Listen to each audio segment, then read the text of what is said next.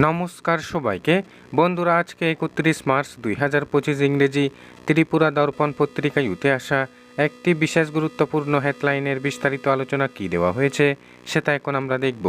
হেডলাইনটির নাম হলো ধর্মগতের অধিকার কেড়ে নিতে আইন করেছে কেন্দ্র, টাউন হলে সিতুর কনভেনশন।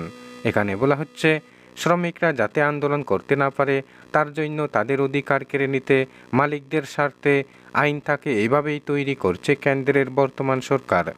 নতুন আইনে কোনো এক জায়গায় কায়দা করে বলা হয়েছে সবার ক্ষেত্রেই অনুমতি নিতে হবে, অনুমতি নিয়েই প্রচার সভা, প্রচারপত্র বিলি, স্মারকলিপি দেওয়া যাবে। এইভাবেই শ্রমিক কর্মচারীদের একের পর এক অধিকার কেড়ে নিচ্ছে বর্তমান কেন্দ্রীয় সরকার। শুধু তাই নয়, তারা বিভাজনের রাজনীতি চালাচ্ছেন শ্রমিক, জনগণ ও কৃষকের ঐক্য ভাঙ্গার জন্য। তা শুধু একমাত্র রুখতে পারে শ্রেণী সংগ্রাম, গণ আন্দোলন, গণলড়াই। এই দায়িত্ব এখন নিতে হবে শ্রমিক সংগঠনগুলিকেই। আগরতলা টাউন হলে আয়োজিত এক কনভেনশনে এমনটাই বললেন সিআইটিইউ রাজ্য সভাপতি মানিক দে। 10টি কেন্দ্রীয় ট্রেড ইউনিয়ন ফেডারেশন সমূহ ও বিভিন্ন সংগঠনের আহ্বানে আগামী 10ই মে দেশব্যাপী সাধারণ ধর্মঘট। আর এই ধর্মঘটকে সফল করে তুলতে গোটা দেশ জুড়েই শ্রমিক সংগঠনগুলি ঐক্যবদ্ধভাবে নানা কর্মসূচি সংগঠিত করে চলেছে।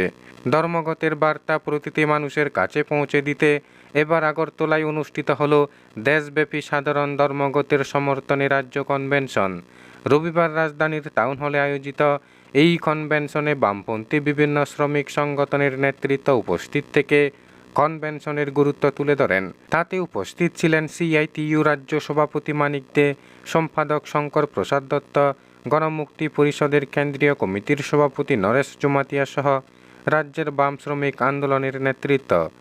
কনভেনশনে বক্তব্য রাখতে গিয়ে দেশের বর্তমান পরিস্থিতি তুলে ধরে ধর্মঘটকে সমর্থন জানিয়ে রাজ্যের প্রাক্তন শ্রমমন্ত্রী তথা সিআইটিইউ রাজ্য সভাপতি মানিক দে বলেন, শ্রমিক কর্মচারীদের শাসন করবে, লুট করবে, অধিকার কেড়ে নেবে, সেটাকে দেশের বর্তমান কেন্দ্রীয় সরকার সহজ করে দিয়েছে নতুন আইনের মধ্য দিয়ে।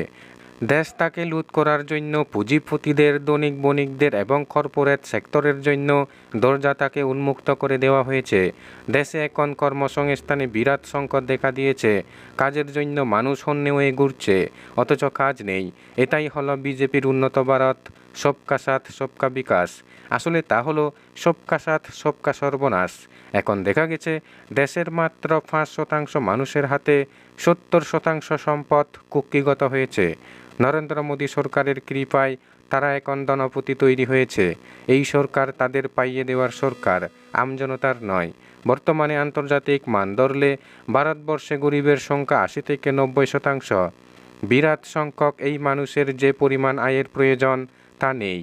সম্ভবত আগামী কয়েকদিনের মধ্যেই দেশের শ্রম কোড চালু করতে চলেছে। ইতিমধ্যেই এই আইন পাস করে নেওয়া হয়েছে, কিন্তু বাধার জন্য তা কার্যকর করতে পারেনি। এখন একতরফাভাবেই তা লাগু করতে চলেছে। এই আইন কার্যকর হলে মালিকের ইচ্ছা অনিচ্ছার উপর কাজ করতে হবে শ্রমিক কর্মচারীদের। সেখানে সংগঠন করার অধিকার, প্রতিবাদ করার অধিকার, ধর্মঘটের অধিকার, যা এতদিন লড়াইয়ের মধ্য দিয়ে পাওয়া গেছে, তা বন্ধ হয়ে যাবে। বন্ধুরা, খবর আপাতত এই পর্যন্ত। বন্ধুরা, ভিডিওটি ভালো লাগলে লাইক, শেয়ার, সাবস্ক্রাইব করে আমাদের সঙ্গে থাকুন। ধন্যবাদ সবাইকে ভিডিওটি দেখার জন্য।